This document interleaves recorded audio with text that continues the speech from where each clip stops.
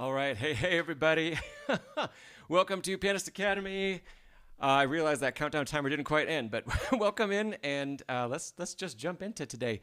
So, like I mentioned in the chat, if you've got questions, that's the best place to type them in. Let us know. Just say hi to get us started, and let us know where you're from.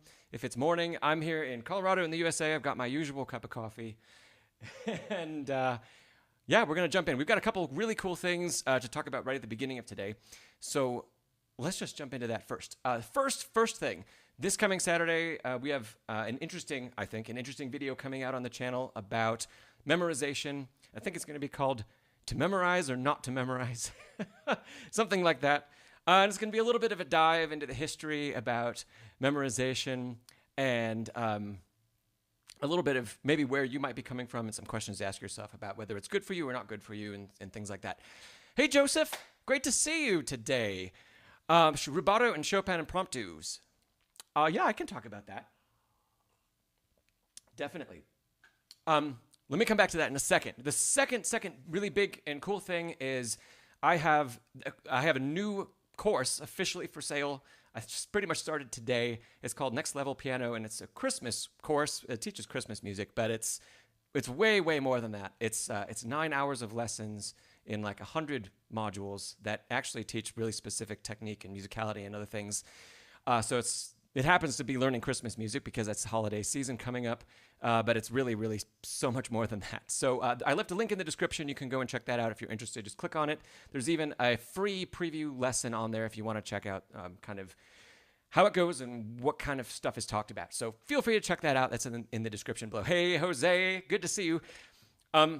So Joseph, before we get into your Rubato and Chopin question, actually, we might play into that a little bit, but I got a really cool video submission late last week or over the weekend, and I love talking about this kind of stuff on these live streams. So, and in fact, one of the things I love the most is that the video submission was about Chopin's waltz in A minor, the Opus Posthumous Waltz that I taught on the channel maybe a month ago or so.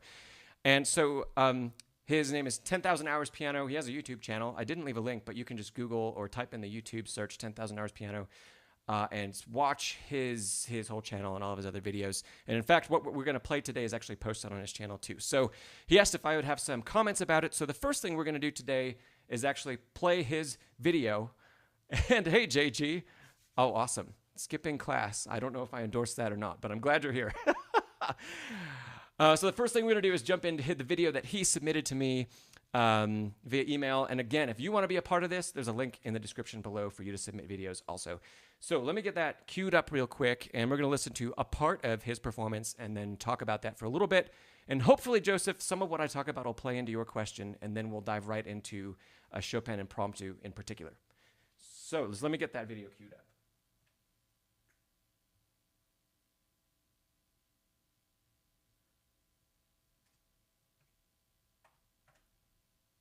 All right, here we go.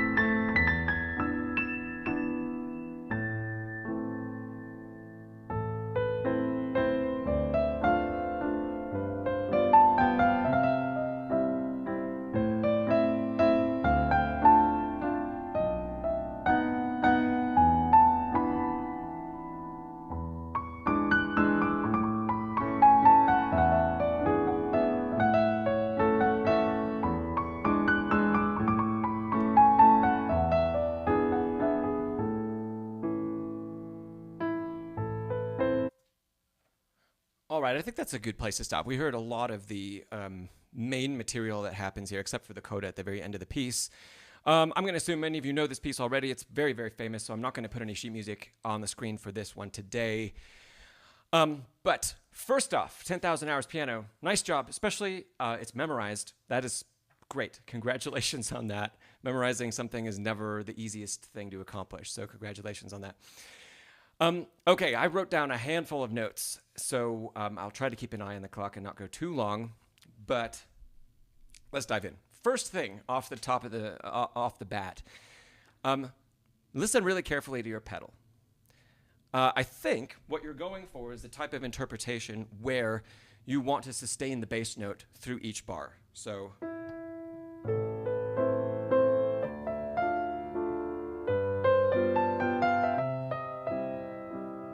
And that's okay. That's a just fine interpretation if that's really what you want and you want to hear that bass note throughout.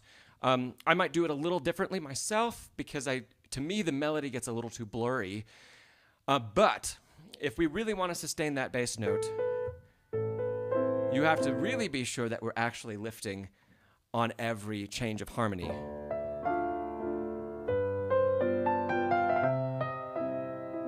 See right there, I would do a little bit more pedal than that, but let's just roll with this for now. It's especially important when we get into the second section. Let's call it the B section in measure 17.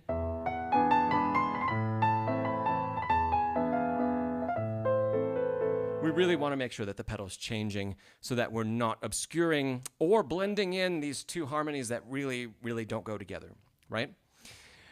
So sometimes you did a great job of changing like that, and other times it was a bit, we kind of bled into another bar, we bled into another harmony.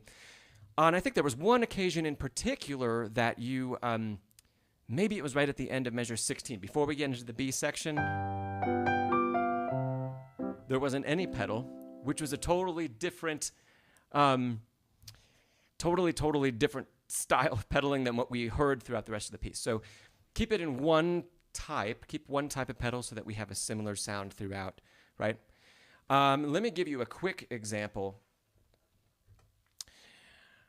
Let me give you a quick example of what I would do a little differently with pedal, and then we'll move on from there to something else.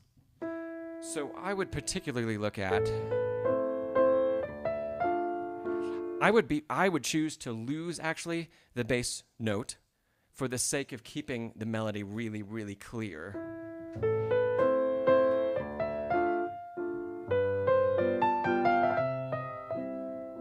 And I'm doing a little bit of half pedal in there, so it's not like a completely, sucking the sound away from that bass note.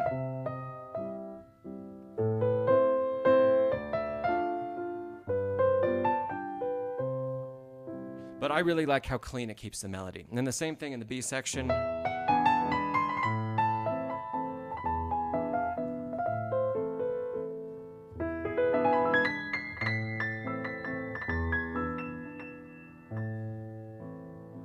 Right, so I'm kind of playing back and forth. Sometimes I will let the pedal blend the first two beats, and sometimes not the third, and sometimes vice versa.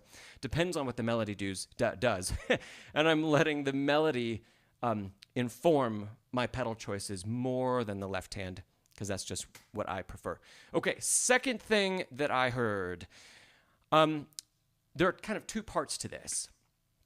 By the way, hey, Miscellaneous. Hey, Sir Woolsey. Awesome to see you again. Joseph, yeah, I'll come back to you in a few minutes here. Impromptu questions. Very cool. Okay, coming back to the waltz in A minor. These two things that are kind of somewhat related, I'm going to describe them mainly as having a vocal inflection, a vocal-like inflection in your playing. Chopin's melodies are really, really wonderful, and they're really beautiful. And his writing in particular of maybe all piano composers, maybe that's stretching it a little bit, but definitely he's at the pinnacle of piano composers that wrote beautiful, soaring melodies that mimic a vocal line. Or at least think about it another way. Think about it as like a solo instrumentalist's line. So maybe a violin, maybe a clarinet, maybe a flute. I don't know, something like that. I prefer thinking about vocal music. Vocal music is where all music originally came from. It's a really, really great place to go back to, especially when we want to inform our melodic choices, maybe in the most humanly musical way possible, because the voice originates within our body, and because it uses breath, and because it comes from a place that was far before. You can, of course, think about classical vocalists, but far before that, there were people sang songs without training, right? So there are a lot of different ways we can interpret that. So first of all, when you think about your melody, have a really good idea of where you'd breathe, or where a vocalist would breathe. And we want to feel that same kind of thing in our own playing. So even if I sing this, if I take a deep breath,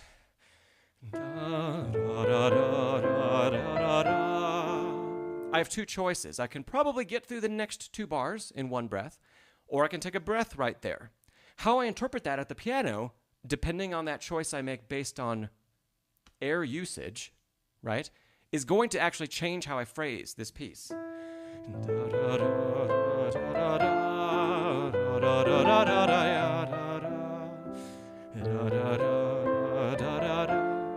Right? If I do it the other way, so that was one breath all the way through the line. If I do it the other way around,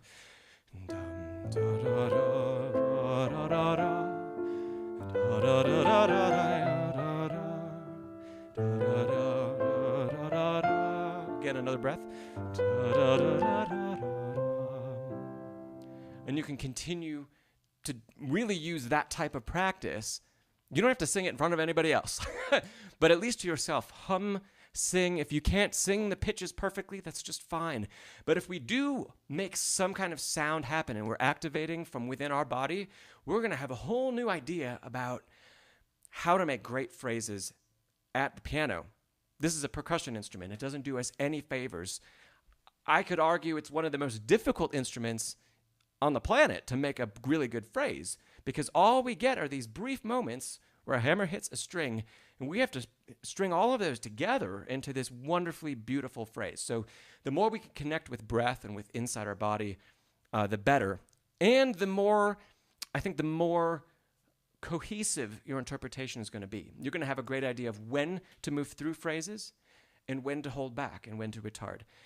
Instead of maybe it being dictated a little bit by memory and a little bit by other things that maybe you aren't even aware of that you're doing in your playing, right? Okay, the second piece of this vocally inflected quality is try really hard to have a plan where you never play the same thing twice the same way.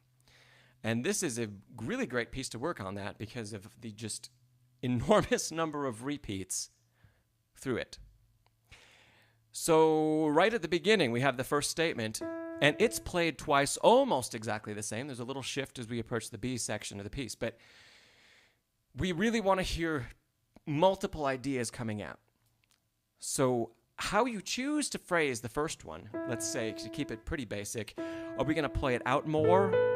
Are we going to play it a little on the quick side? Well, when we get to the second statement, are we going to do the opposite? Or are we going to modify the first one somehow? What's the underlying emotional quality that you're intending to show us through your playing, right? Now, especially, we get to the B section. This is the section that starts to border on, we've got this dominant harmony alternating with one, our minor one. So for the first time, it feels like it starts, because there's so much alteration between major. I'm just going to use major instead of dominant, because the underlying triad is major. Of course, then we get that. That leads us back to minor, but there's this constant alteration. What does that fighting mean musically for us? And how can we further interpret that? Is this the beginning of something hopeful?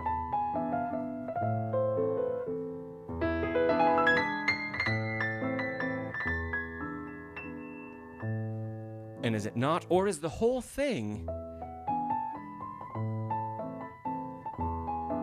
coming from another place? Is it not? Is it completely different emotionally? Keep thinking about that. And then we go, into the next section where we have this combination, a small repeat of the opening theme. If I skip forward here, then we move into a completely major section.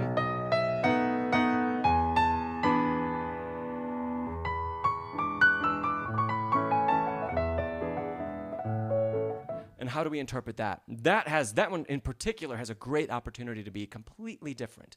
And it doesn't just have to be faster.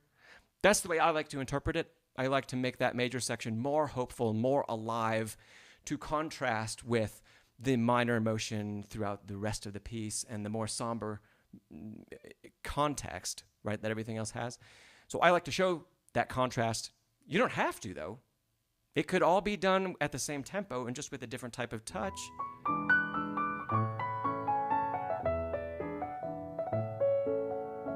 But I would urge you, just make a difference of some kind. We don't want that to be as somber. Oops. As when we have to repeat the main theme.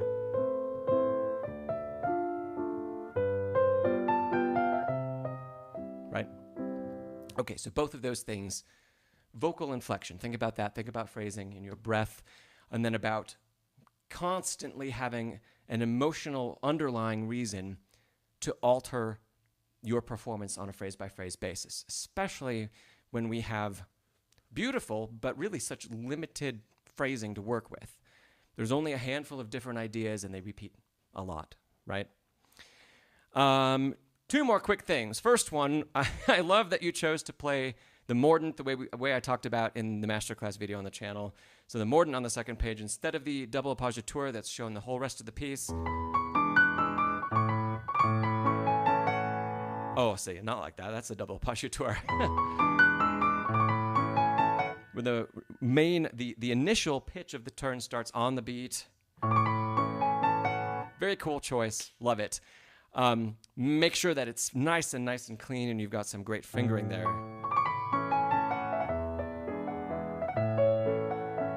Because it is a little bit of a finger twister to go between the mordent and then back to the double appoggiatura later on. Last thing, and this is just a technical, picky thing. We've got these arpeggio-like figures.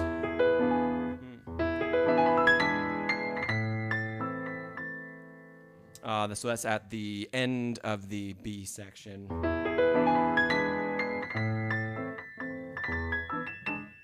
Make sure those are really, really, really well practiced, and it's just an E major arpeggio. So you can just practice even that on its own. And don't be in a big rush to play the group of 5, because we have triplet and then 5. Triplet and then 5. It's not quite it doesn't have to be as fast as you might think it has to be, right? There's also, and just about everybody does this, there's a big pullback in tempo right there. So you can choose to kind of accelerando through that phrase and then pull back as we lead across the bar line, or you could pull back sooner.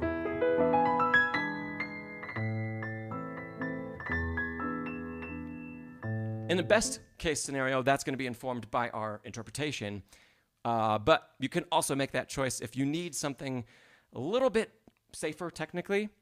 You can make that choice, and then you can shape the rest of your phrase kind of around that for the time being until that feels super comfortable, where we can do either one of those things. Okay, I think that's going to wrap up my talk about this piece in particular. Thanks so much for the submission, 10,000 Hours Piano. Like I mentioned earlier, he has a YouTube channel. You can find his channel just by typing in 10,000, all numbers, Hours Piano. And if you want to hear this video again that he submitted, I believe it's on his channel. I don't know if he told me, but I think he planned to post it. So, yeah, wonderful, wonderful. Congrats again on the memorizing. And heck, if you want to submit this again sometime after a month of working on it, that would be great to see what you've done with it in the meantime. And everybody else, remember, you can always submit to this kind of thing. And I absolutely love seeing people play and what they're playing and being able to reflect on that immediately. It's as a teacher, it's so much easier than just talking about something that I haven't heard or haven't seen. So I love it. I love it. Thank you so much. Okay, let's jump back to, let's see, Joseph. Thanks for tuning in. I hope you're still here. Drop it in the chat if you're still here. JG, you had a great point there. Practice the right hand alone and make it as expressive. Cantabile. Cantabile means singer-like, sung, a sung melody. So that goes back into the vocally inflected type talk that we talked about. Okay, hey, Joseph, great. I'm glad you're still here. So, rubato and Chopin Impromtu. That's what you asked about. And, gosh, the first... Impromptus. Hey, I do have it on my iPad. I hope it's all of them. No, I only have the first one here. I only have the first impromptu on my iPad. I can honestly have no idea which is more famous, Joseph. I'm just going to be totally honest with you. The first version or the second version, I don't know. I have, I've been doing this every week now. I have a book of, I think, Chopin Impromptus on the bookshelf behind me. So let me grab that real quick, and I'll be right back.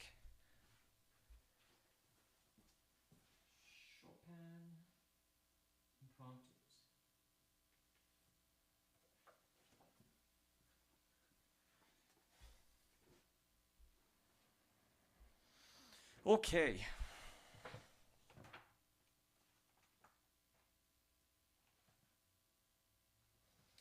So I haven't played any of the four in particular. I've taught a couple of them.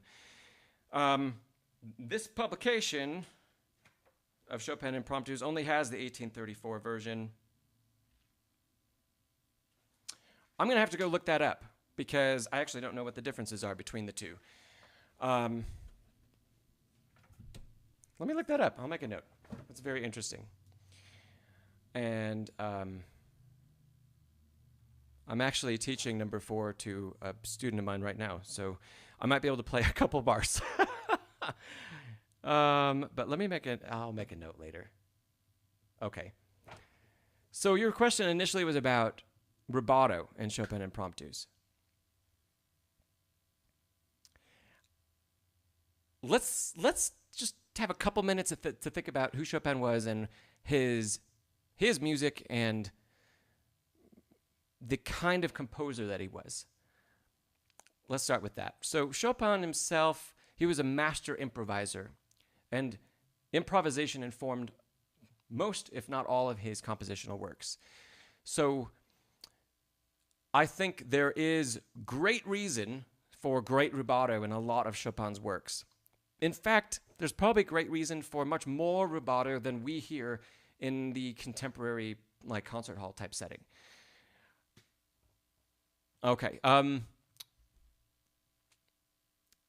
It's a hard thing to talk about, really, because we don't have any recordings of performers from all the way back then. We started getting piano roll type stuff in the late 19th century, and that was just a bit after Chopin. So we don't really know how he would have interpreted things, but we do know that there are many, many different editions of Chopin's music. There are different prints. A lot of them have different markings, slightly different markings. He wrote particular things down for his students, but we know for a fact that when he would play in public for people, he would alter things from the published version all the time. And today we say, well, he was the composer. He has a right to do that. But back then, there was a completely different thing. He would... everybody that wrote music, and even a lot of people that played music, if they weren't just students, they were encouraged to make the music their own. Literally, not just by changing articulations and dynamics and things like that, but actually improvising on things in the music. And Chopin was arguably the best improviser, classical improviser in history, maybe right up there with Bach. Obviously, very different styles there. Okay, so that's kind of the beginning of our talk about rubato. Oh, let's see.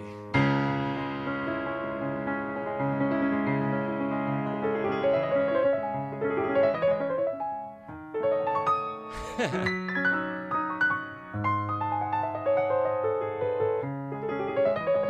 you can see I've got that first bar of right hand kind of well practiced, but everything else I'm sight reading. Okay, improv, rubato. Despite this being allegro agitato, and despite it having a kind of a driving feeling, especially in the left hand, that gets us going. This is really similar to like passages in the nocturnes too.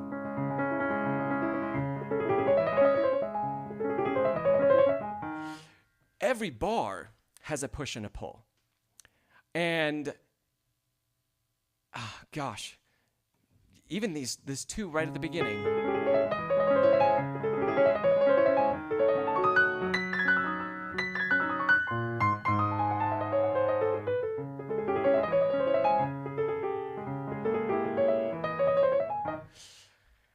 So every bar has this kind of growth and coming back and growth and coming back.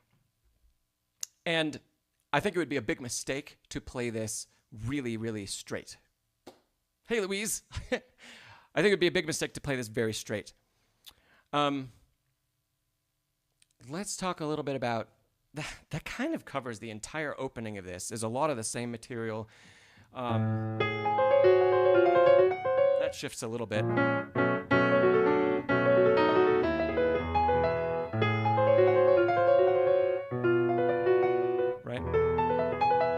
Okay, so each one of those phrases, think about, we have some markings in Chopin's music himself that are the actual slurs that he put in, and sometimes the slurs change places, and sometimes they're very short. So, for example, right at the beginning of this piece, the slur is the entire bar. And then we get this...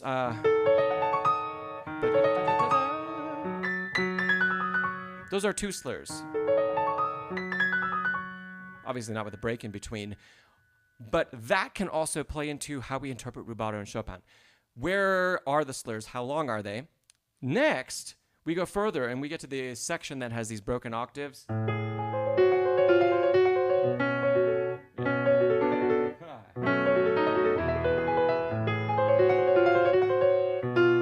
Okay.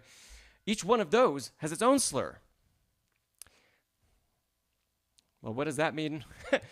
Well, that means that's probably more of a technical marking of what the hand is actually doing and less so about actual shape, right? Chopin wouldn't have wanted something whose shapes were that small, but he would have wanted something that's a larger idea. So we can dive in and say, well, that is obviously, that's two full bars, and that's the entire idea. Maybe we want to take a similar idea with rubato, and instead of it being one bar long, like it was in the very first bar of the piece, where there's a push to the middle and then a pull back, maybe since the actual melodic content lasts 2 bars in this octave section, maybe we want to go to the beginning of the diameter of the next bar and then pull back from there. But we're keeping the proportions kind of the same, right? Chopin was also, we know he was a big fan of rubato being given and taken in something like equal proportions. And what he is quoted as saying is that you should be able to put a metronome on and leave the metronome with your playing and come back to it and be on the same beat as if you had not taken rubato at all. So there is musicality there, and there is push and there's pull, but it's given and taken in more equal proportions. So many people today don't quite interpret it that way, but it's a great starting point for an interpretation so that we don't go drastically in one direction and then in another direction. Let's take a quick look at the middle section.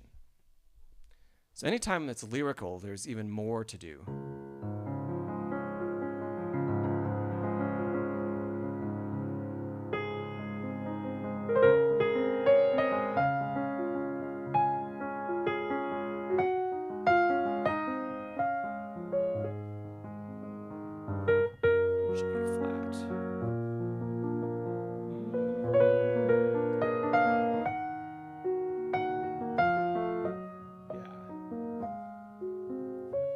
Oh, there's a lot to talk about in there. I'm going to give you a really awesome tidbit here, Joseph. In all of Chopin's music, really pay attention to the edition that you're using. Because, actually, what edition of the impromptus do you have? Or have you downloaded them off IMSLP? Because a lot of editions of Chopin's music show accent marks. In a huge number of places, they show accent marks. This impromptu in particular is full of accent marks, except they don't quite look like accent marks. They're longer than accent marks, right? They're not like the just over the note head. They're a little different shape. That isn't because of the typesetting that the publisher used. That's because of Chopin's markings. Oh, beautiful. Joseph, awesome. Okay. Especially, look at the edition edited by Jan Ekier. He was a complete master, and he did an incredible amount of research into Chopin's works, and he compared all of the original print editions. There's probably, if you haven't looked already, there's going to be an index or like a preface that has an incredible amount of information that would be, even in today's age of Google and everything else, would be very difficult to find because he went back to all the primary sources. So anything edited, Chopin edited by Jan Ekier is the way to go. Absolute the way to go. Paderewski is, if it's edited by Ekier, great. And if it's not, that's probably the second best place, I think, to go. Henley and Chopin really depends on the editor. Henley urtexts are known for being the urtext, which is according to the original manuscript, but that would only be one, let's say the manuscript went and got published a certain way one particular time. It doesn't always translate to the best interpretation of Chopin's markings, because there were things that didn't get into the manuscript, or there were things he added later, or there were things that he wrote to his students that Ekier made tons of notes about, and then we have those editions that are edited by him. Okay, so look at in the preface about accent markings. Oh yeah, mordant trill differences in between Ekier edition and others. As far as ornaments go, like we talked about, because of Chopin being a master improviser, he probably played it a whole bunch of different ways. We obviously can't say for certain, but there are so many options, and he probably would be okay with all of them. And in fact, depending on if you were his student, he would make some changes and would add ornaments or omit ornaments depending on who you were and how you were playing the piece and what your interpretation was. So pick the mordants in the edition that speak to you the most. That's where I would go, especially with Chopin's music. So this going back to this idea of accent marks, they are not actually accent marks in Chopin, but they are emphasis markings. And emphasis markings don't necessarily mean that we play them out louder, right?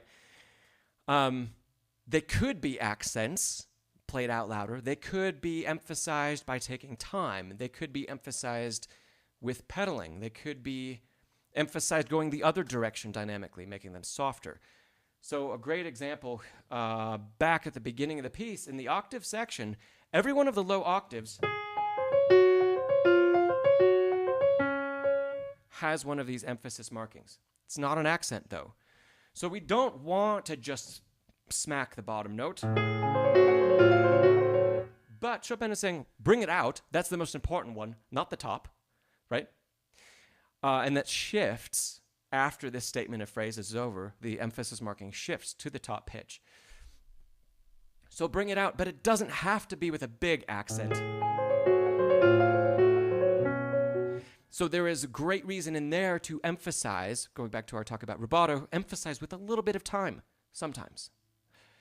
We obviously will make ourselves seasick if we do it on every iteration of that. Right, so we can't do that, but we can. Chopin's giving us markings that say you can take time here if you want to. And how we want to emphasize all of those different notes, that's part of our interpretation. But for sure, they are not just louder than everything else.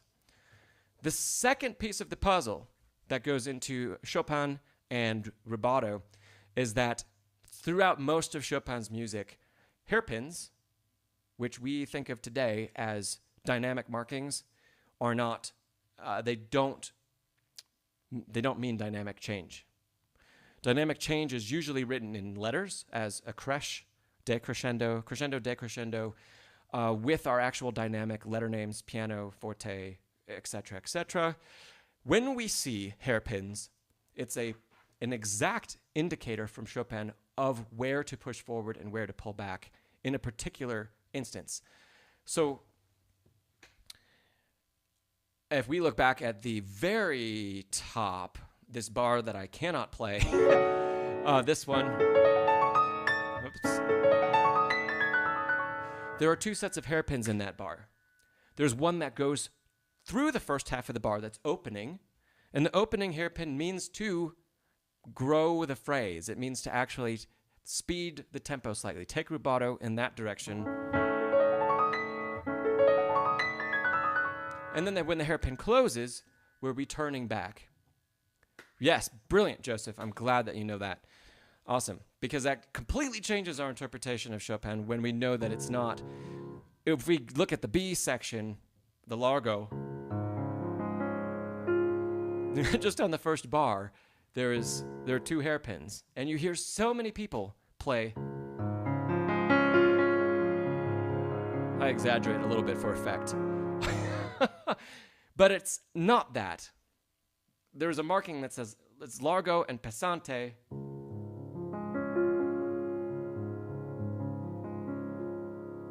Our dynamic doesn't really change. We have some leeway, sure, because we want to make a phrase, but it's not saying crescendo, decrescendo, etc. So those markings, Joseph, in particular, not just in the impromptus, but in all of Chopin's music, that's going to be a great guide to where Chopin wanted rubato in specific ways. And the rest of the time, if they're not there, that doesn't mean don't take it. But it means,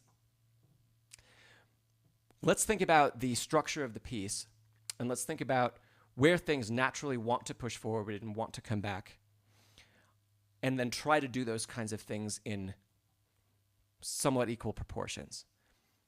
We could contrast that with some more modern composers, or even Liszt, who wasn't that much further, in time past Chopin, where it's much more normal to take a massive amount of rubato, maybe forward in some places and never give it back, and then a massive amount of rubato backwards to make a big ending and then never give it back again. We don't speed back up to give it back. We just start up again, sometimes like nothing happened.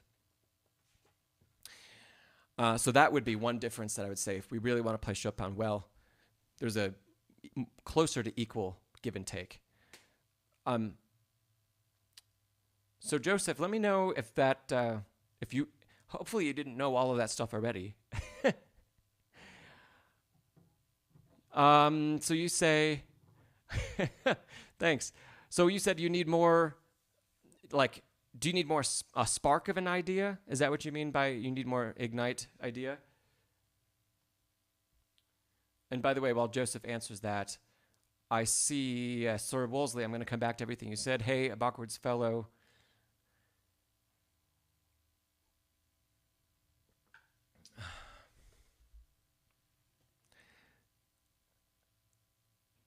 Well, I'm going to hope that Joseph's typing. And I'm going to put that fourth one away. This will give us actually a great opportunity while he finishes that up. We talked a couple of weeks ago about what type of piano might have been your favorite that you've ever played on. I would love to know today, drop it in the comments, whether you're here live or later listening, what music is on your piano. We know what music is on Joseph's piano right now. What other music are you working on? Drop that in the comments. Okay. So Joseph, are we still talking about impromptu number 4? Or are we talking about a different one?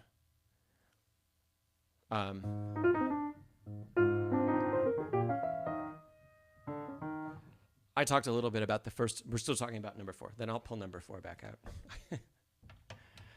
Okay. So, let's see here. There's the sonata.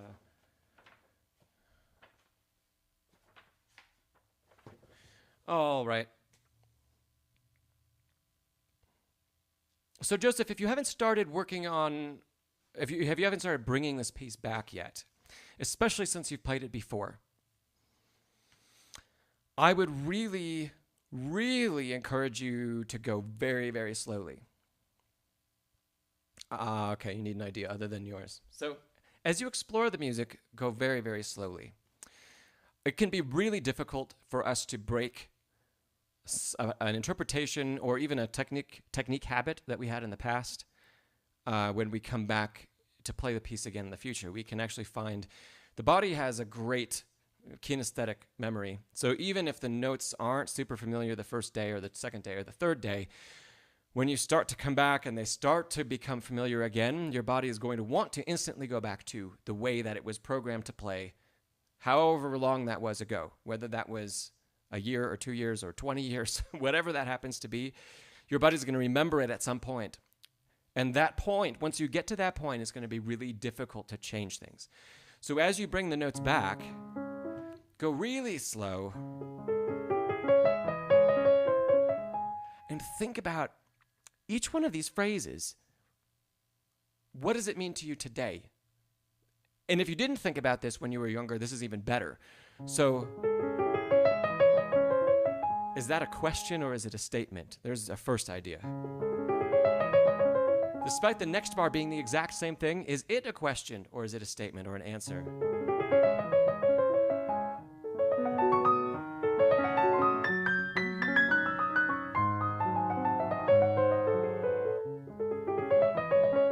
So I can almost play the right notes at this tempo. Start with that. And then as you maybe take phrase by phrase and really encourage yourself to experiment. Do I really want to push through that really fast? Oops. Right? Or do I want to play it very straight and let the rubato happen where Chopin marked?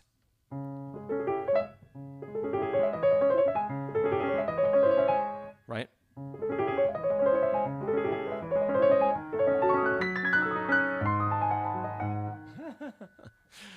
Oh man, I wish I had time to actually practice the right fingering and get the notes really crisp for you. I don't know off the top of my head Yundi Lee's recording. I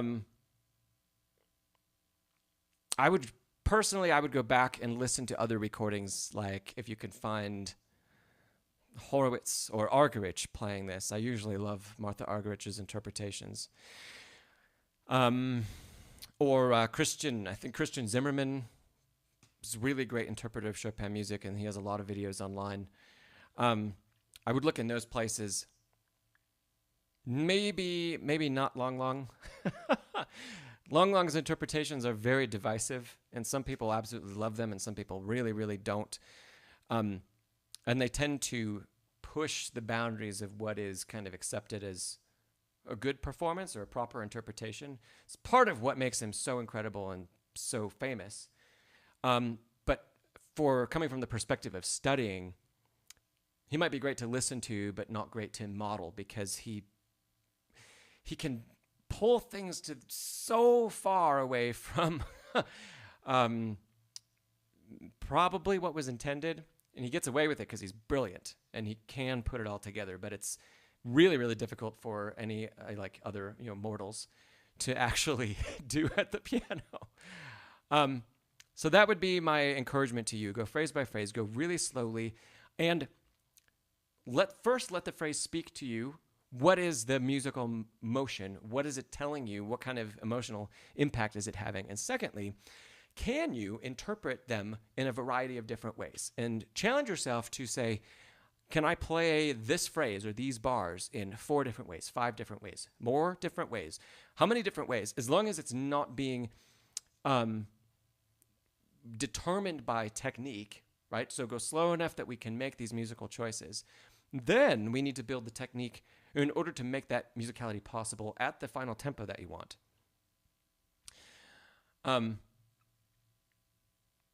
I would say that the first half of the piece, actually, it's the opening and the closing. So if we just call it an A-B-A form, the opening and the closing, I would urge you to not play it strictly and not play it straight. I don't think Chopin would have wanted that. Let all of that, the major amount of push and pull, come in the middle section, where it actually says moderato cantabile, more sung-like. And let your rubato be informed by the marking at the beginning of the piece, which is allegro agitato. So agitated, quick. Let's keep it so that we don't feel like there's rest, right? We don't feel like the agitation ends anywhere. But that we still do kind of like what I mentioned about the Chopin Waltz, that we still have time to breathe occasionally, even if it's just little quick breaths of air. There's still some time to make that happen, because if there's a great tendency to let this piece just run away from us, especially the first couple pages. So, okay, Joseph, that was a really awesome question. I love diving deep like this into music. I will have to look up the two different versions. And I would probably come to the same conclusion that you might already know if you've got all of those additions that you said already. So the answer is probably in there for you. And that would be the first place I would go if I was going to look up that answer. So thanks for the question, Joseph. Let me dive back into and see what some other people have said through here. So Sir Wolseley, great to see you. So Sir Wolseley said you've been playing Satie Gnossienne number 4 for a while, and in every score I've seen there are no pedal markings, so I started to play it very legato with no pedal at all. Everyone I've heard playing it, though, uses at least half pedal. Do you think using it only there sounds weird? So, two things we know about Satie. Satie was a strange man, and he was probably the first like ambient music composer. I don't even know if he would have called himself that, but today, just the repetitive nature of his compositions and the very limited vocabulary kind of makes, we can lump him into that category. He is also, he's so very different than everybody else. So we can take a lot of liberty with pedal and Satie.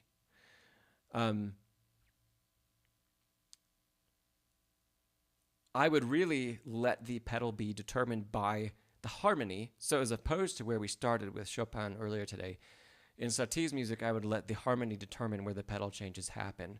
And if we can, like you mentioned, some half pedal, if we can do some clearing here and there of things to keep the melody a little bit more crisp, great. But the most important thing, I think, is the texture of Satie's music. And we want to maintain that texture and not let it be broken up or chunked up if we hear pedal changes, or we're losing bass notes. I don't have number 4. And I believe did you send in number 1 a couple months ago? I believe you did. So I would take it in a very, very similar way, where we've got harmony that continues, keep that under one pedal. And he definitely falls into the impressionist category. So there's a lot of room for letting the pedal take things, and the pedal becomes like an extra part of the instrument, rather than being something that kind of enhances or something that links phrases or notes together for us, which is how it functions for most composers. The pedal is almost like another hand. It's almost like a full another aspect of the instrument in Satie's music. So we can let it speak and have its own voice, if that makes sense. So I wouldn't use it only in the spot that you described, because I think that would be strange if there's no pedal throughout and then you use it in one particular spot. I wouldn't do that. I would continue to either use full pedals or do a little bits of half pedaling if you can, throughout the piece, and continue that through this spot that you mentioned, F sharp arpeggios. Yeah. So pedal through the whole thing. That's my quick answer for you. So great. Going further down here.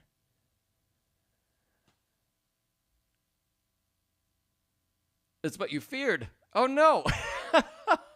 I thought that would have made it a little bit easier for you. Let me see if I can pull up at least the first page. And then we could talk about it in a little more depth. Let's see. Satie.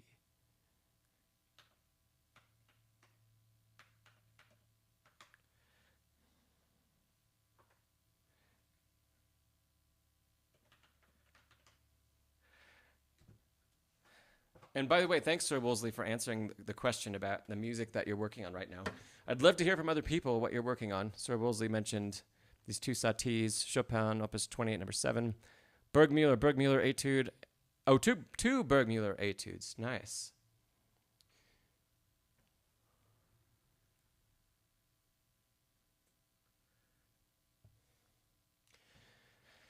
So, let's see. Is that going to clean up at all? Nope. That's a little bit better. I don't recommend going to MuseScore. I don't recommend going to MuseScore for classical music, but this is just a quick place that I pulled this up. So,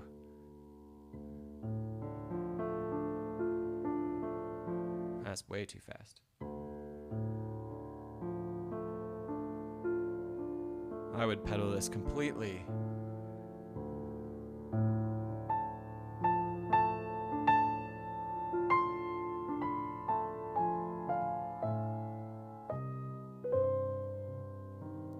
Thanks, Jose. I really appreciate it. So it's lent very slowly. This says 54 to the quarter note. And now at the beginning of this melodic line, we've got tenutos. Let's see.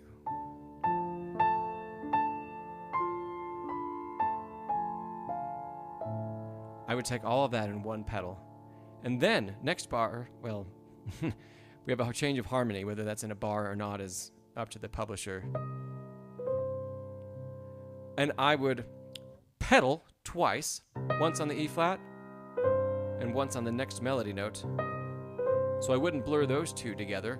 But through that, I would actually finger sustain the lowest notes, G, C and G, so that we maintain when the pedal does come back down fully,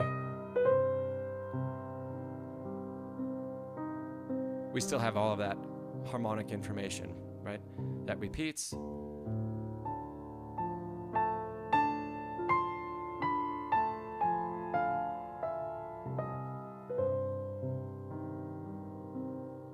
Yeah.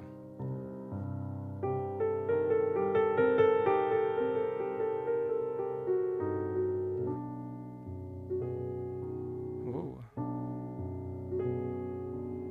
All of those 16th notes, keep it under one pedal.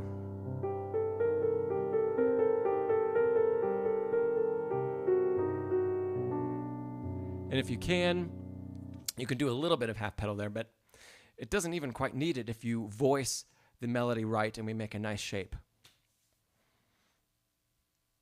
Hey, Sage. Awesome. Good to see you, Sage. Yeah, IMSLPs, I agree. It's a great resource for free stuff. MuseScore, I find when I have students download things from MuseScore, there's usually need to be quite a few corrections to things. So I don't really look there for classical music in particular. It can be a great starting point for some other things, but if there are great editions of classical music, we'd be better off starting with IMSLP and then going into one of the paid publications like Henley, etc., etc. So I wish I had the F sharp arpeggio that you talk about. I can't get that on the first page preview. But I think some of these examples, hopefully, Sir Wolseley. Okay, So you say using pedal there would make it weird. Oh. Oh, piano teachers. You said they couldn't even give you a clear answer. I'm sorry. Yeah. Well, I'm glad that I was of some help to you. Yeah, I think, honestly, Satie is probably one of the easiest composers to pedal because we have to do so little with the pedal. We pay attention to it, sure, but it stays down for such long periods of time and through so much that it's not like pedaling a Chopin Impromtu we just talked about, where you can pedal and half pedal and change minute increments in every bar. It's much more simple than that. So start by looking at the harmony underneath. We usually want to sustain whatever that harmony is. And then you have to be the judge. I mean, if I could work with you, great. I would work with you on a note-by-note basis on what sounds good blurred and why, and what doesn't sound good blurred and why. That plays into why I would pedal all of that in one, but then these I would pedal separately, right? It also goes back to the fact that if I raise the pedal at all in that first phrase, I'm going to lose the bottom of the left hand. And I really want to keep all of that. But here I can finger sustain it, and I can make the melody a little bit clearer. And it doesn't do us any good to blur those two melody notes together, right? Okay, awesome. I hope that was helpful. Cool. Yay, I'm seeing some other people talking about what they're playing now. That's great. Very, very cool. So let's see here. Miscellaneous. Do you pronounce that Kuhlau? I don't know if I know the Kuhlau Sonatina.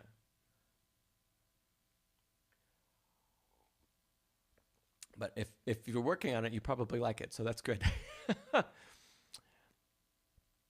Jose, are you working on more of the English suite, or are you working in particular on the Gigue?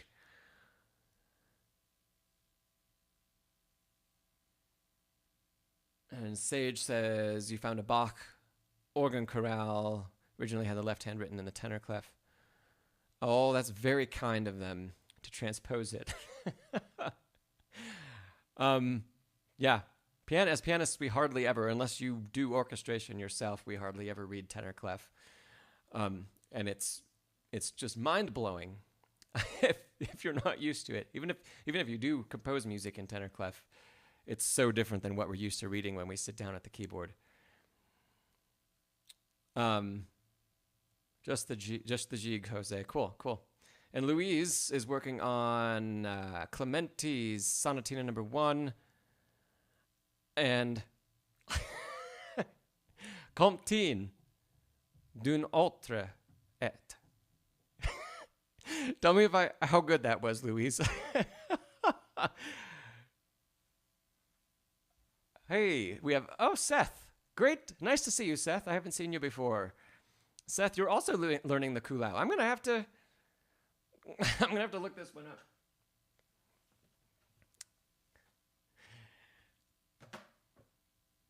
Especially if you're learning it because your scales are bad. Okay.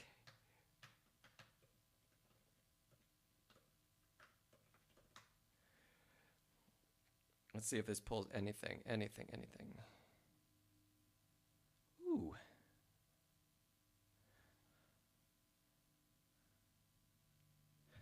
Hey. Let's see if I can... Oh, I can zoom in. So, is the entire piece, those of you that are playing it, is it one page? Is it 20... 5, 6, 7, 8, 9... Is it 31 measures long? Or is it more pages than that? Because I can see the first page. And maybe, since we don't have any other particular questions yet, I'll do a little bit of talking about this one. Oh, it's 4 pages. Well, I can talk a little bit about the first page. Oh, thank you, Sir Wolseley. I appreciate it. I appreciate it. So Allegro. I haven't heard this before. I've never studied it. This is completely off the top of my head. So here we go. And it's in, let's see, cut time or common time. It's very blurry.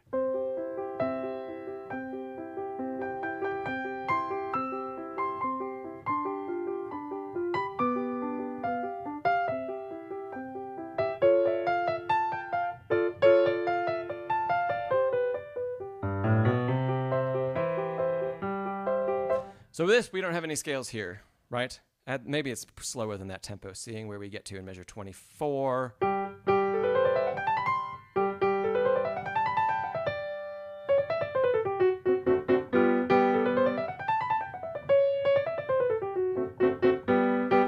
So I would be interested to know from the two of you, Miscellaneous and Seth, if you have got your music handy, what fingering are you using, especially on the turnaround of your scales that start in measure 24?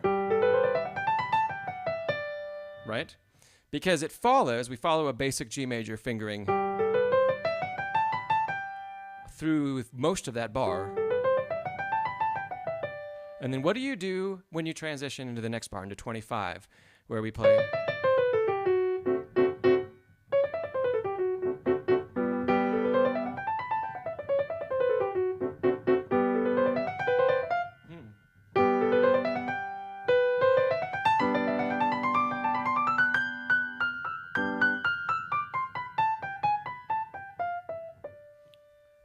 Let me know. Let me know. Maybe you're going to look it up.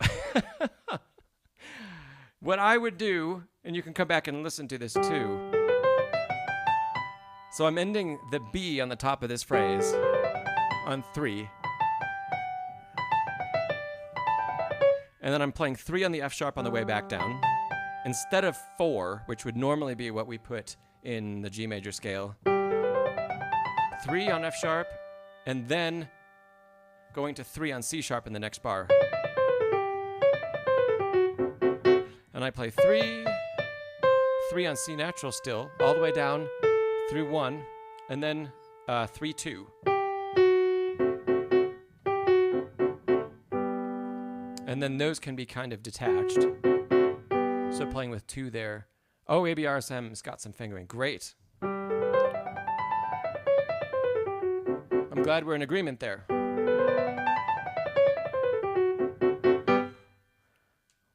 C sharp is 3, says Miscellaneous. Great, great. What about, let's talk further. How about measure 28?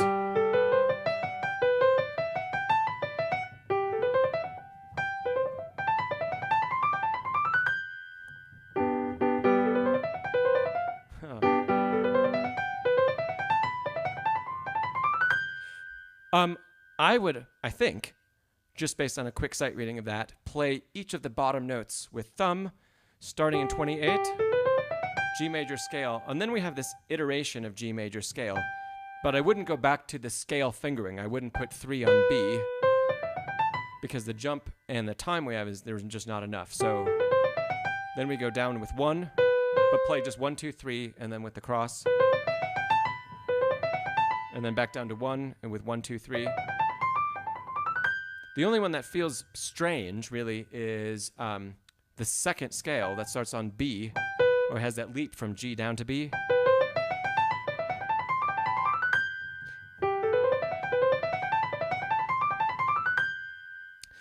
Starting on B there doesn't feel like anything else that we really know, because B major and B minor would both go up to C sharp, right? Yeah. So having that kind of movement to C natural and 3 white keys feels a little different. But it's still our basic white key scale fingering. 1, 2, 5, 1, 2, 3, and then cross. And then 1, 2, 3 and cross, and 1, 2, 3 and cross. So I would love to know if that is also what's in those editions. Seems like a cool piece. Am I playing it far faster than... Does it have a metronome marking? Because this just says Allegro, and that's quite open to interpretation. But is it more like this? 2, 3. 1, 2, 3.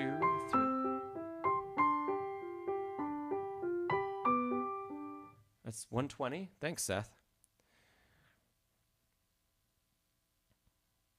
Let's see what 120 is. It's kind of in between. 2, 3, 4.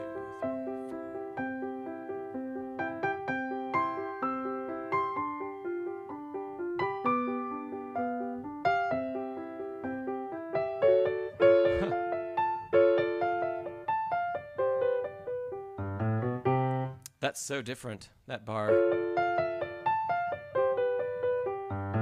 It's so different than what Mozart would have written. Which just reminds me of. Cool. So when we move back to scales. 120 is pretty quick. That is pretty quick, even though these are mainly scales that you're probably familiar with, quite familiar with. So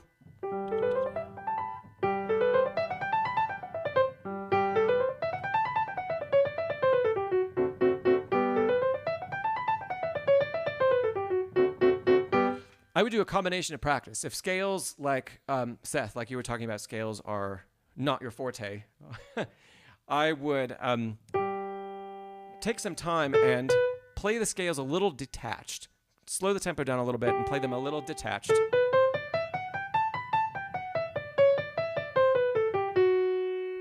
And really focus on being relaxed, but also playing from the fingers down, but without lifting anything. We don't want to lift, right?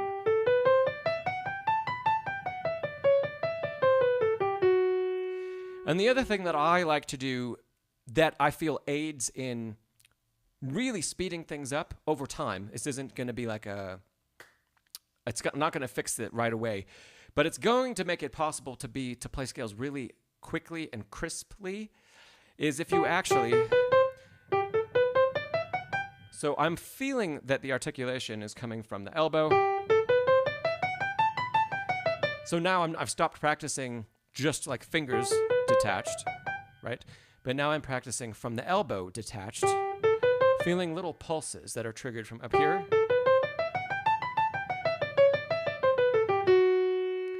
Right? Now, as we speed that up, we're going to be able to do less and less from this far up the mechanism, because the further away we are from the fingertip, the more time it takes to activate everything. But if we build in a little bit of this and challenge yourself, how fast can you go and maintain? That's probably about how fast I can go and activate from the elbow down. As you practice that, that is going to that technique is going to leak into, in a good way, what we need to do when we speed the tempo up that last little bit and play this legato. Whoops.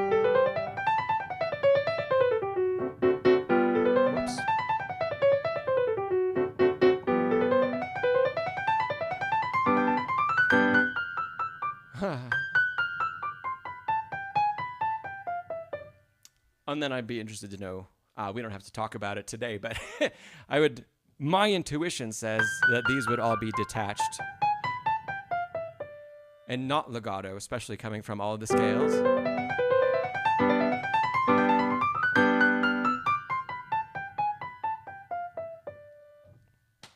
So I hope some of those tips help with some scales, and you can, of course, apply those to when you're actually practicing a scale as well. And let's see, I also have page 3 that I can see for free here.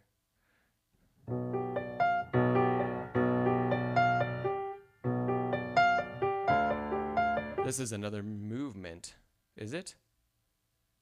No, it's not. You're just in triplets.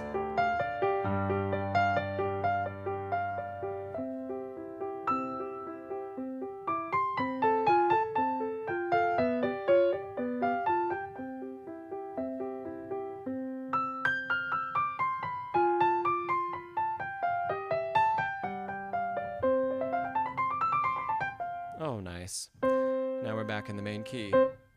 Is this called a... Oh, it is a sonatina. Great. So it's just following sonata form.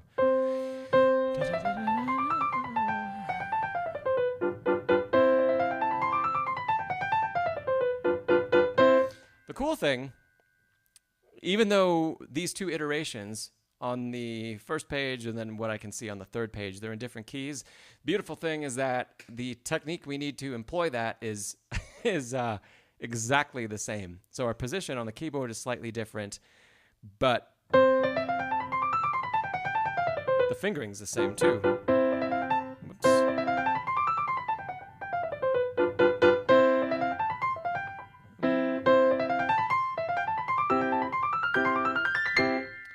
So very nice, very, very nice. I would love to hear one or both of you play it. You should feel free to, especially as you prepare for your test. If you're taking the test and not just studying from the packets of information, but if you're especially preparing for the test, send in a video of you playing it, and then we can share it with everybody.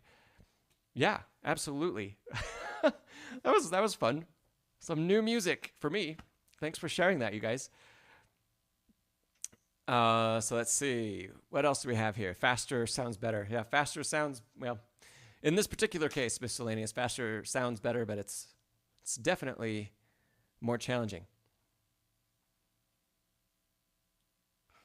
So, Sir Wolseley, let's see. You're asking Opus 28, number. You're talking about number.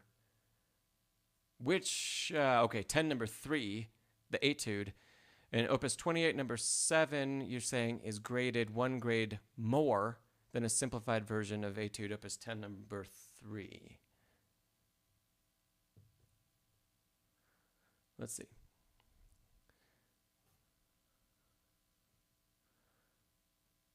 Well, I don't have any of that on my iPad. Opus 28. So, Sir Wolseley, you're talking about Opus 28, number 7, right? That is the right number?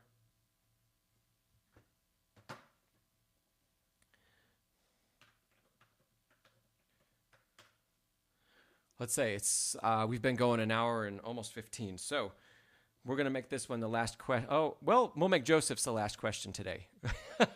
I'll come back to Joseph in a second here.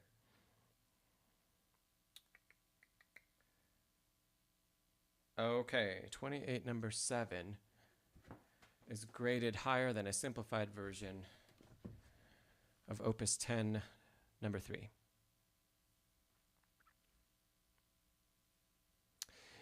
It is most likely, without seeing the simplified version of the Etude, Sir Wolseley, it is most likely due to the fingering that we need to employ in the prelude and the span of the stretch that we have to make, too. Those would be my initial guesses. So, like here, playing these thirds and connecting them really well.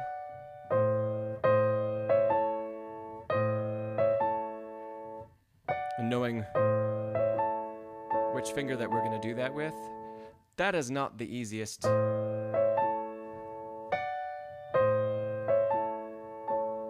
That's not the easiest technique to employ, especially if this is the first time you're doing that sort of thing. I'd be curious to know, Sir Wolseley, which grading scale are you looking at? Because different scales also prioritize different types of technique above others. So, for example, like usually ABS, RSM, and RCM they're pretty similar, despite being they have different numbers of levels. But then if you look at like Henley's grading scale, Henley has 9, but they take a lot more into account about the emotional connection that the pianist needs to have with the music to successfully perform it. And so there are some things in Henley that are, relatively speaking, easier to play, but that get higher grade numbers because singing it musically is very difficult.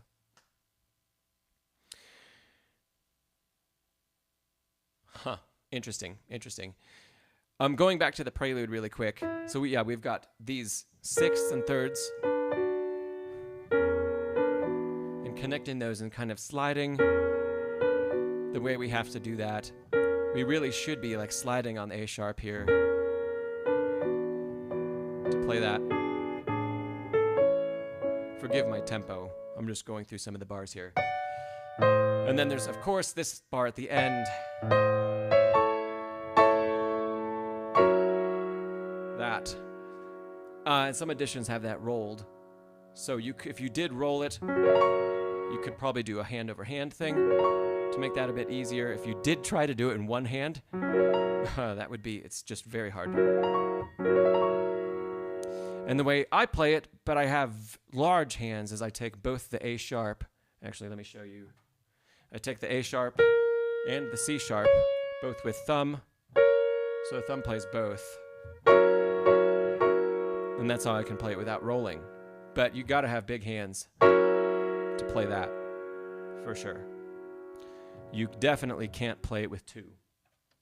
Like, and then reach with 4 and 5 up to the top.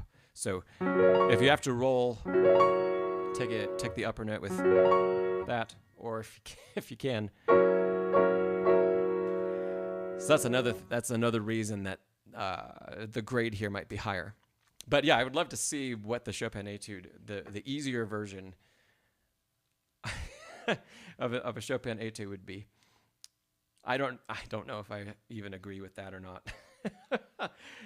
From a teacher's perspective, I guess I'd have to see it before I know whether I agree or disagree, because Chopin is just so brilliant, and the etudes are so important for pianist vocabulary and for understanding technique, and simplifying them, doesn't that kind of defeat the purpose of the etude in particular? Because the simplified version is not going to work on the same technique. Probably. I'd have to see it to really know for sure. But let's go back to Joseph's question, and then we're going to wrap up for today. Joseph, you asked, do you think rhythmic practice is rhythmic practice is useful, maybe more useful than normal practice, like playing a scale or an ascending passage? I absolutely love rhythmic practice. I probably don't have that page open anymore. Let me try to give you an example.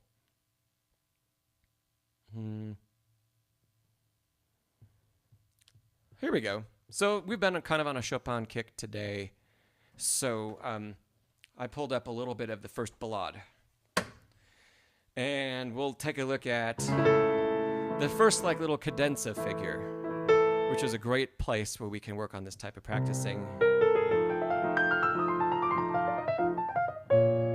It's been a little time since I've played that.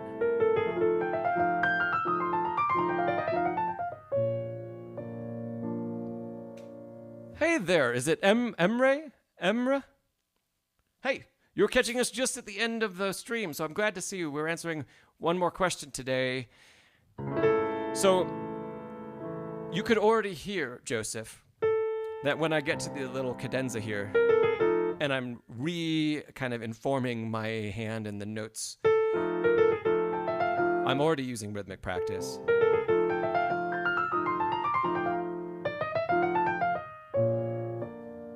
And I'm trying to take some time before I play a wrong note, if possible. Bad, Charles.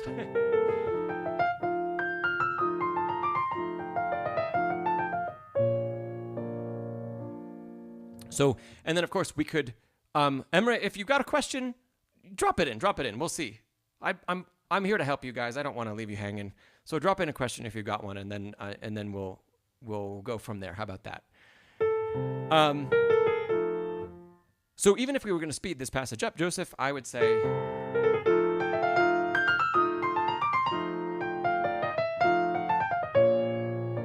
I would take similar groupings, but just go through them more quickly.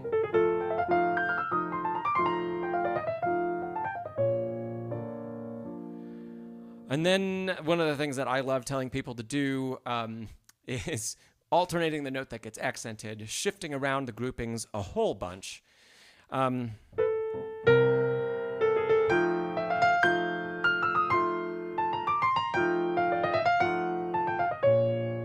Like that.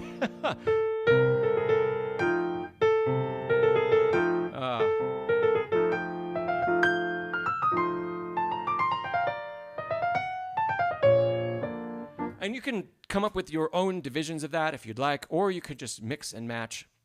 My favorite way of doing it, especially if it's not a really rhythmic thing, like this isn't particularly rhythmic, it's more free-flowing. If it's not a very rhythmic thing, I like to take time and make groupings out of what I feel in my technique are the most difficult passages. So that is going to be probably because of that turnaround, letting the fifth finger leap. I'm going to want to do some practice where I have time to make the leap, and then I'm going to do some practice where I don't have time.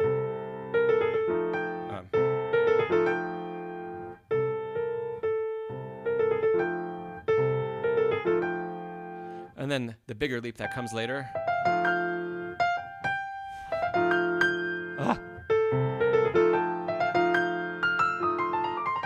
So I would kind of group things like that.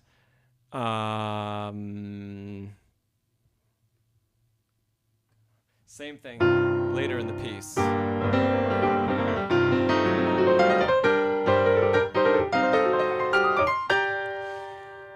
I would start practicing that. This is one example that's more rhythmically grouped. We have one same rhythm throughout.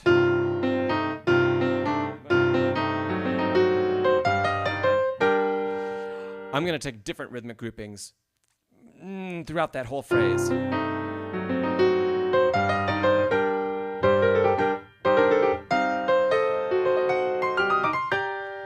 I'm going to mix and match those. And if you've got a passage that's in scales in particular, I would use just going through, let's say, like 16th notes. So let's see.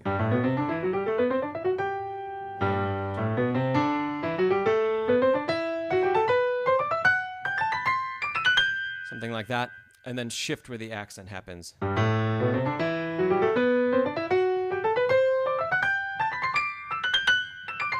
Right? And we can go through every different 16th note in that grouping. The first, the second, the third, the fourth. And they're going to challenge us and feel very, very, very different. So that was a long answer, Joseph. I do absolutely rhythmic practice in a whole bunch of different, probably in every piece of repertoire I work on and practice and everything. That's part of a kind of a daily practice routine for me. I think it's super, super valuable because it gives the brain kind of time to shut off for a second and regroup before we just get too carried away and our mind can't keep up with all the actions that we're executing. So, Emrah, so I do like Tchaikovsky. I like just about all classical music, honestly.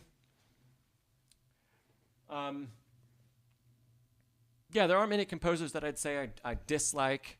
I find Bach incredibly hard to perform, but the more I study music, you're welcome, Joseph. The more I study music, the more I feel like Bach just has so much to say. So I was always afraid of performing Bach, but I probably still am. It's just, it feels so exposed and like there's so much that can go wrong. But it's beautiful music, and it's so just harmonically so far beyond music of the time and even music of the next 100 years. It's incredible. It's incredible. And then I don't have a huge passion for like the really, really modern classical stuff. I've performed Schoenberg and Arvo Pärt and some others. I wouldn't, let's say, choose to program that if somebody doesn't request it. So I have a harder time kind of feeling passionate about that kind of stuff, especially if it's music that's more based on mathematics than on emotion and that kind of connection. It's really hard.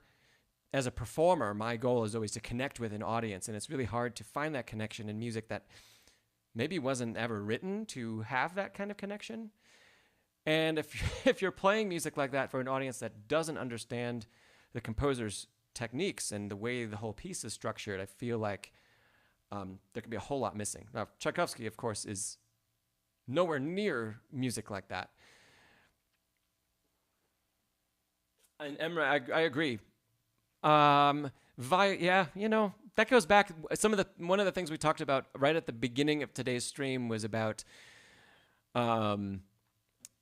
having another instrument in mind when we try to shape things at the piano. And violin was one that I mentioned because it can be really great at singing a line, singing a lot of music, and there's so much emotion that's in there. And we also talked about the human voice being another one of those instruments that's within us that we can feel, that can inform our playing. And absolutely, this will be a great way to wrap up the whole day, because we're going back kind of full circle. One of the most valuable things that my teacher that rebuilt my technique and my music, everything, one of the most valuable things that he told me, or that he insisted that I do, was learn how to sing and learn how to sing in choir. And I was around 14 years old, and it completely changed everything. Just opening up my voice and having just a kind of idea of how the voice works totally changed how I interpreted music at the piano. And so I had no idea that his recommendation was going to change me musically so much. And it didn't have anything to do with what I did on the bench. But it was really, really valuable and just an incredible thing. So I always go and tell people the same thing. I try to pass on that advice that he gave me, and help, share that with other people, how to make that more tangible connection to the music that we create in this pretty darn unforgiving box of levers and mechanisms and metal, wood and metal and levers. Making that musical, we have to have a grasp of where music originates in other places in order to do the absolute best that we can do at the piano. Let me draw this full circle one more time. So I brought up, and I wanted to say this right at the beginning, and I think we just got into things, but some of you are here that were here right at the beginning. The piece that we kicked off the stream with, the piece that was playing in the background before we started, was that was a live performance that I gave with my teacher years after I studied with him. But it was a performance of Rachmaninoff's 6 duets, Opus 11, the 5th movement of that. It's for piano four hands. So we were playing that together. Super, super cool. So if you missed it, you could go back and just listen while the timer counts down. And that's a live performance of that teacher that I just talked about. His name is Dr. Daniel Horn. He teaches at the Wheaton College Conservatory of Music. And it was the two of us playing Rachmaninoff's 5th movement of the 6 duets. And I was on secundo, the lower part, and he was on primo, the upper part. So, all right, everybody. Thanks so much for all the awesome questions. It's so great to see a handful of new people here. Awesome. I hope you tune in again. We have these streams every 2 weeks. Bring questions. Send me a video. I think we have a great time. I have a great time working with everybody, even when you have a really tough question. I have a great time. And, yeah. Those of you that I have seen before, welcome back, and it's great to see you again. Miscellaneous, Sir Wolseley. We had Jose, I think we had JG here earlier, a Bachward's fellow. Awesome. Emery, thanks for letting us know where you're from Turkey. That's awesome. Glad to see you tuned in. I'm here in Colorado in the United States. So every 2 weeks, we'll do this stream again, 2 weeks from today. So Wednesday, for me, Wednesday morning at 10 o'clock Mountain Time. You can always look on the stream itself and find out exactly what time it's going to be live where you are. And as always, practice smarter, not harder. And I'll see you next time you tune in. Hey, Amy. All right, everybody. See you next time.